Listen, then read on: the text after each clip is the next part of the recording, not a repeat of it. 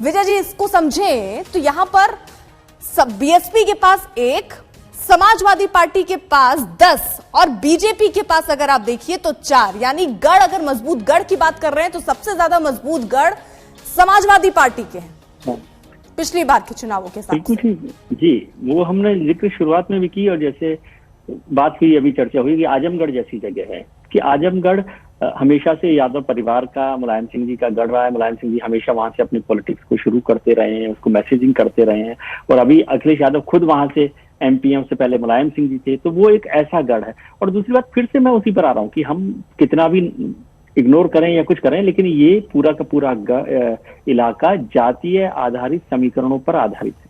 यहाँ जो वोटिंग है, वोटिंग पैटर्न है, वो जातीय आधारों पर है।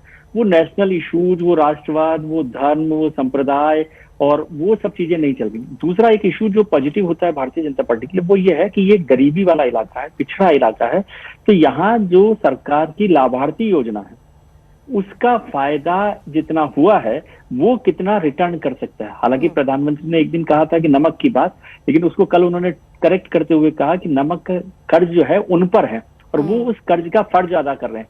तब वो अपने कर्ज का फर्ज अदा कर रहे हैं और जिन लोगों ने नमक खाया है वो सरकार का नमक है कि देश का नमक है, वो प्रधानमंत्री का नमक है कि नहीं, लेकिन वो उस कर्ज को याद रखते हैं कि नहीं रखते, फर्ज अदा करने से पहले कि वो याद रख रहे हैं कि नहीं रख रहे। तो वो लाभार्थी जो है वो जातियों को या और जो इश्यूज हैं, जो नाराजगी है, एंटी इनकम्बेंसी है, उसको कितना वो कर सकती है, डिसमिस कर सकती है, कितना कंपनसेट कर सकती है, वो भी एक महत्वपूर्ण कारण होगा इन चुनावों में उस बात को देखने का। और बीएसपी को हम पहले दिन से इग्नोर करते रहे हैं, हम लोग कहते रहे कि ये बाइपोलर इलेक्शन है, लेकिन ये वाला इलाका बीएसपी के लिए भी इंपॉर्टेंट है।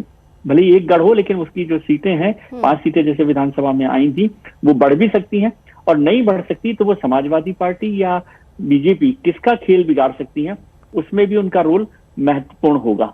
इस बार इस वाले इलाके में बीजेपी की जो विनिंग सीट्स हैं उनका भी विनिंग मार्जिन भी कम है। जो वेस्टर्न यूपी में उनका विनिंग मार्जिन 30 से 50 हजार और कहीं कहीं 70-80 हजार तक है, वो विनिंग मार्जिन इस चरण में कम है।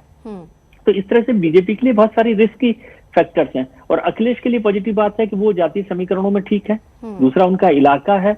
तीसरा, यदि एंटी इनकम्बेंसी को वो एनकैश कर सकते हैं तो वो कैसे काम करेगा। और चौथी बात, जो उन्होंने छोटे जातीय पार्टियों को अपने साथ लिया है वो कितना कंसंट्रेट कर सकते हैं, क्योंकि उनका वोटर जो है वो कंसंट्रेट वोटर, स्कैटर्ड वोटर नहीं है। तो वो 4 सीटें भी होगी तो वो 4 सीटें जीत सकते हैं कोई लीडर, लेकिन आप उतने ही वोट से 1 सीट भी नहीं जीत सकते यदि आप बड़ी पार्टी में हो। तो वो फायदा भी अखिलेश को कितना मिलता है वो देखना है। लेकिन बीएसपी को इग्नोर मत कीजिएगा, ये इसको कैलकुलेट करते वक्त, एनालाइज करते वक्त। बिल्कुल।